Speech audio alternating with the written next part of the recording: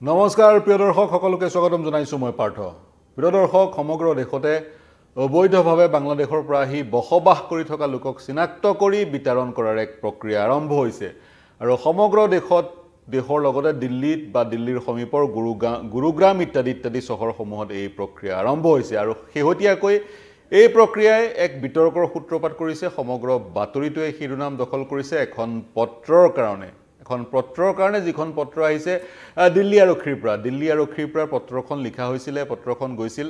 দিল্লীস্থ বংগভৱনলৈ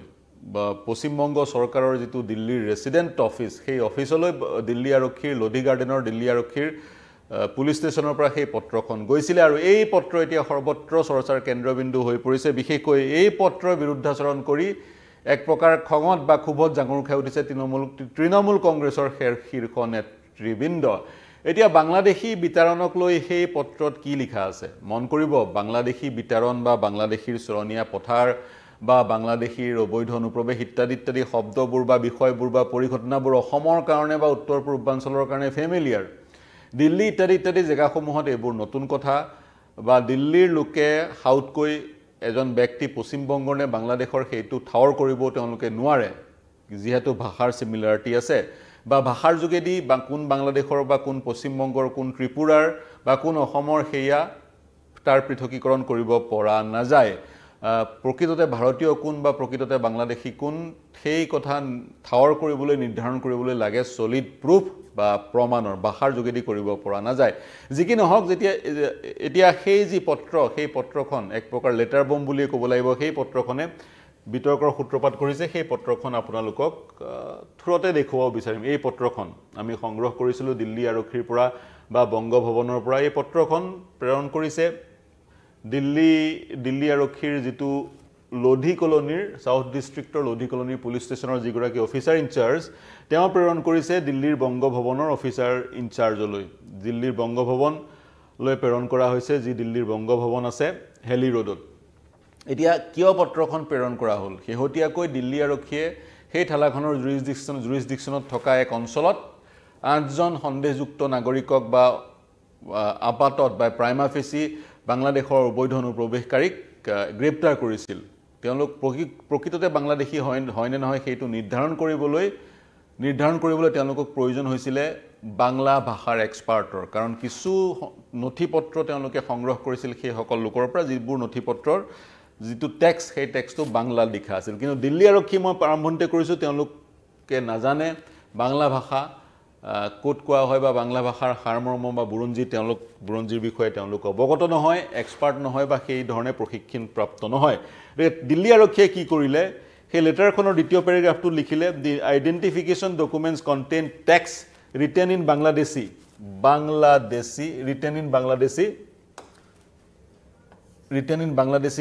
and are needed to be translated to Hindi and English. Now for the investigation to proceed further, it is requested that an official translator or interpreter proficient in Bangladeshi national language may kindly be provided for the aforesaid purpose.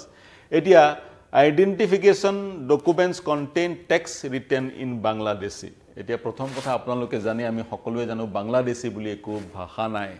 Bangladeshor mukhoto bhasha hoise bangla bhasha। বাংলাদেশৰ প্ৰায় 99% লোকে বাংলা ভাষা কয় আৰু বাংলা ভাষাৰ ভিত্তিতে পাকিস্তানৰ পৰা দুটুকুৰ হৈছিল বাংলাদেশ বা বাংলা ভাষাৰ ভিত্তিতে বাংলাদেশখনৰ জন্ম হৈছিলে আৰু পশ্চিমবংগতো যিসকল আছে তেওঁলোকে বাংলা ভাষা কয়। যি ধৰণে অসমত অসমীয়া ভাষী লোক আছে ব্ৰহ্মপুত্ৰ উপত্যকাত আৰু অসমীয়া ভাষী লোকসকলৰ ঠাইভেদে কোৱাৰ ধৰণটো পৃথক, ডাইলেক্ট আছে সকলোৰে পৃথক। এই অনুৰূপ ধৰণেও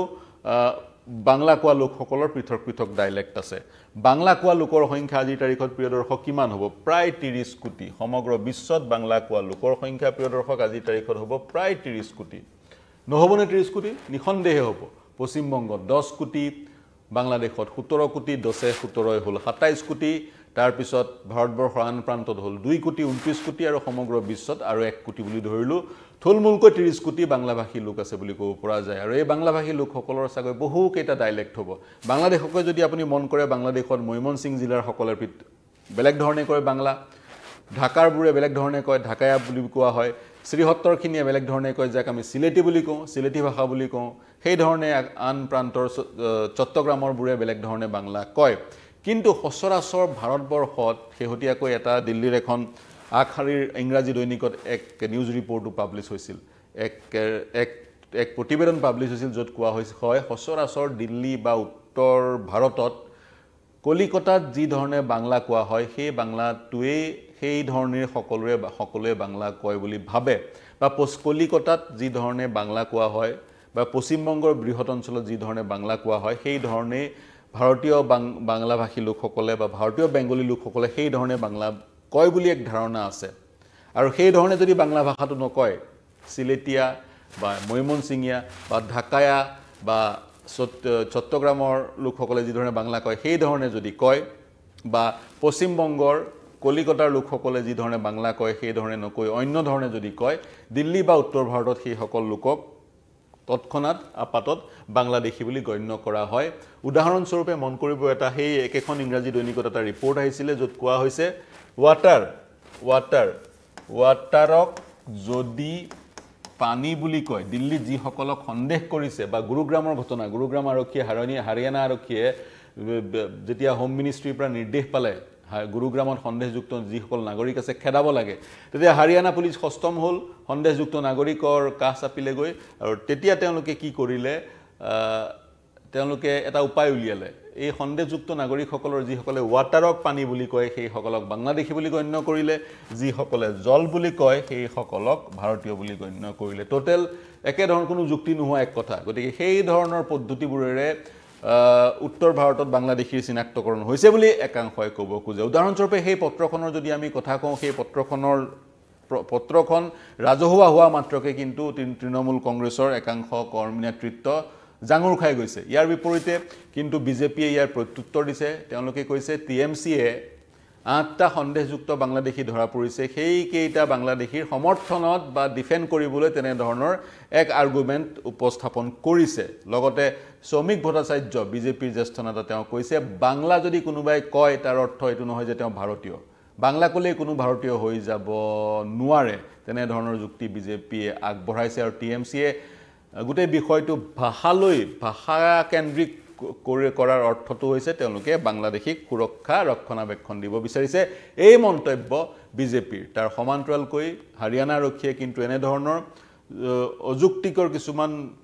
প্ৰক্ৰিয়া অৱলম্বন কৰি আৰ্বিট্ৰেৰী কিছুমান প্ৰক্ৰিয়া অৱলম্বন কৰি বাংলাদেশী চিনাক্ত কৰাৰো অভিযোগ উত্থাপন হৈছে ৱাটাৰক পানী বুলি ক'লে বাংলাদেশী জল বুলি ক'লে ভাৰতীয় তেনে ধৰণৰ প্ৰক্ৰিয়াৰ যোগেদি কিন্তু বাংলাদেশী চিনাক্ত কৰিব পৰা নাযায় আন চহৰসমূহত ভাৰতবৰ্ষৰ আন চহৰসমূহত ইছলামধৰ্মী বাংলাভাষী লোক হ'লে তেওঁক বাংলাদেশী বুলি সন্দেহ কৰা হৈছে বুলি ক'ব খোজা হৈছে তাৰপিছত তাৰ ফলত কি হৈছে ইছলামধৰ্মী বাংলাভাষী লোকসকলে যদি তেওঁলোকৰ মাতৃভাষা বাংলা সেইসকলক সন্দেহ কৰা হৈছে সেইসকলক সোধা পোছাৰ কাৰণে আৰক্ষীয়ে মাতিছে ভাৰতবৰ্ষৰ বিভিন্ন প্ৰান্তত সেইকাৰণে সেইসকল লোক সেই স্থানৰ পৰা পুনে হাৰিয়ানা গুৰুগ্ৰাম দিল্লীৰ পৰা পলায়ন কৰি তেওঁলোক কলে আহিছে অসমলৈ আহিছে অসমত আহি সোমাইছে গতিকে তেনে ধৰণৰ পৰিঘটনা আমি পৰিলক্ষিত কৰিছো গতিকে বাংলাদেশী চিনাক্ত কৰাৰ এটা প্ৰপাৰ মেকানিজমৰ প্ৰয়োজন বুলি সৰ্বত্ৰে দাবী উত্থাপন হৈছে বাংলাদেশৰ পৰা মানুহ ভাৰতলৈ আহিবই পাৰে অহাৰ এটা প্ৰক্ৰিয়া আছে ঢাকাত যি ভাৰতীয় দূতাবাস আছে সেই ভাৰতীয় দূতাবাস বা হাই কমিছনৰ কাৰ্যালয়ে যিসকল আহিব বিচাৰে তেওঁলোকক ভিজা প্ৰদান কৰিব অহাৰ তেওঁলোকৰ কাৰণ থাকিব আহি ইয়াত কিমান দিন থাকিব সেয়া ভিজাত উল্লেখ থাকিব আৰু ভিজাৰ মিয়াদ উকলি গ'লে দেখা পোৱা যায় আজি তাৰিখত যি প্ৰব্ৰজন ঘটিছে বাংলাদেশৰ পৰা সেই প্ৰব্ৰজন অসমত পূৰ্বতে ঘটা প্ৰব্ৰজন সদৃশ নহয় অসমত বাংলাদেশৰ পৰা হোৱা প্ৰব্ৰজনৰ এক বুৰঞ্জী আছে এক ইতিহাস আছে ব্ৰিটিছ জড়িত হৈ আছিল তাৰ পিছত বিভিন্ন কাৰণ বা ভাৰত পাকিস্তানৰ যুদ্ধও সেই গোটেই প্ৰক্ৰিয়াটো সোমাই আছে কিন্তু আজি তাৰিখত ভিজালৈ আহে মানুহ ইয়ালৈ ভিজাৰ মিয়াদ উকলি যায় কিন্তু ইয়াতে থাকি যায় আৰু তাৰ সমান্তৰালে বাংলাদেশ আৰু ভাৰতৰ যি পোৰাছ বৰ্ডাৰ সেই পোৰাছ বৰ্ডাৰৰ সহায় লৈ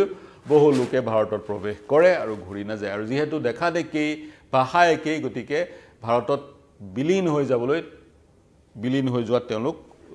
দিগদাৰী নহয় বা অসুবিধাত নপৰে কিন্তু শেহতীয়াকৈ যেহেতু কাৰা নিৰ্দেশ কেন্দ্ৰীয় গৃহ মন্ত্ৰালয়ৰ সকলো ৰাজ্য আৰক্ষীক সেই নিৰ্দেশ দিয়া হৈছে গতিকে আৰক্ষী বাংলাদেশী বিচাৰি তৎপৰ হৈছে কিন্তু আৰক্ষীবোৰৰ মাজত সেই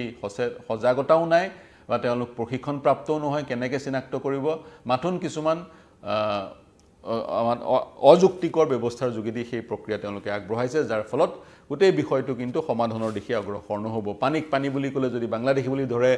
পানীক জল বুলি ক'লে যদি ভাৰতীয় বুলি ধৰে সেই প্ৰক্ৰিয়াৰে কেতিয়াও বাংলাদেশী প্ৰকৃত বাংলাদেশী চিনাক্ত নহ'ব বৰঞ্চ ভাৰতীয় লোকে হাৰাশাস্তিৰ সন্মুখীন হ'ব এই পত্ৰখনৰ যি বিতৰ্কৰ সূত্ৰপাত হৈছে সেই বিতৰ্ক কিমানখিনিলৈকে যায় দিল্লী আৰক্ষীয়ে কি প্ৰত্যুত্তৰ আগবঢ়ায় সেয়া সময়ত গম পোৱা যাব প্ৰিয় দৰ্শক এই বাতৰিৰ শিৰোনাম দখল কৰাৰ কাৰণে এক বিশ্লেষণ আগবঢ়ালোঁ গতিকে আছুৰ মুখ্য উপদেষ্টা ডক্টৰ সমুজ্জ্বল ভট্টাচাৰ্যই বহুবাৰ কৈছে আজি দুই দশক ধৰি চাগৈ এই কথা তেওঁ কৈ আহিছে যে আজি যিটো অসমৰ সমস্যা বাংলাদেশীৰ প্ৰব্ৰজন এটা সময়ত সমগ্ৰ ভাৰতবৰ্ষৰ সমস্যা হৈ পৰিব আৰু যেতিয়া সমগ্ৰ ভাৰতবৰ্ষৰ এইটো সমস্যা হৈ পৰিল তেতিয়া কিন্তু ভাৰতবৰ্ষৰ আন ৰাজ্যবোৰত তৎপৰতা পৰিলক্ষিত হ'ল কেন্দ্ৰীয় গৃহ মন্ত্ৰালয়ে অন্তৰ্ভুক্ত হ'ল অসমৰ বেলিকা কিন্তু এই সমস্যা এক দশক ধৰি আওকাণ কৰা হ'ল আৰু এতিয়া ভাৰতবৰ্ষৰ আন প্ৰান্তৰ পৰা সন্দেহযুক্ত নাগৰিকক খেদোৱা হৈছে তেওঁলোকক সেই স্থান ত্যাগ কৰিবলৈ হেঁচা প্ৰয়োগ কৰা হৈছে কিন্তু সেই লোকসকলক যে বাংলাদেশলৈ কেনেকৈ প্ৰেৰণ কৰিব যদিহে তেওঁলোক অবৈধ নাগৰিক তাৰ সেই দিশত কিন্তু আমাৰ হাতত কোনো কংক্ৰিট ফৰ্মুলা নাই যি কি নহওক কি কৰিব লাগে চিনাক্তকৰণৰ প্ৰক্ৰিয়া কি হ'ব লাগে উদাহৰণস্বৰূপে অসমত সন্দেহযুক্ত নাগৰিকক উচ্ছেদিত কৰা হৈছে উচ্ছেদিত সেই লোকসকল ক'লৈ গ'ল ক'ত আছে সেই প্ৰশ্নটো আজি তাৰিখত প্ৰাসংগিক প্ৰশ্ন যি কি নহওক প্ৰিয় দৰ্শক এই বিশ্লেষণ আগবঢ়ালোঁ এই পত্ৰখনৰ শিৰোনাম দখল কৰাৰ কাৰণে বিশ্লেষণ কেনে পালে জনাব প্ৰত্যুত্তৰ দিব মন্তব্য কৰিব এই বিশ্লেষণ কেনে পালে আমাক জনাব প্ৰত্যুত্তৰ মন্তব্য আৰু বিশ্লেষণ কেনে পালে জনাবলৈ প্ৰৱেশ কৰিব আমাৰ ইউটিউব পেজ আৰু